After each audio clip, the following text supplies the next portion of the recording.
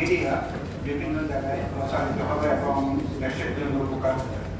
আমি একটা জিনিস এই আউটব্রেক এইটার এপিডেমিক থিওরিটা আমি এখনো বুঝতে পারি নাই, কারণ আমি তো আই এম নট এপিডেমিওলজিস্ট, যে বিভিন্ন জায়গায় কিসমিক কতগুলো অ্যাট্রাক্টের আমরা তথ্য পাচ্ছি, এই তথ্যগুলি কতটুকু সত্য কতটুকু মিথ্যা এই জিনিসটা ইম্পর্টেন্ট। আর দুই নম্বর হচ্ছে যে একটা আমাদের কতগুলো এলাকা আছে যে এলাকাগুলো পার্টিকুলারলি ভেরি ইম্পর্টেন্ট, যাদের থেকে এই ইনফেকশনটা স্প্রেড হতে বেশি পারে।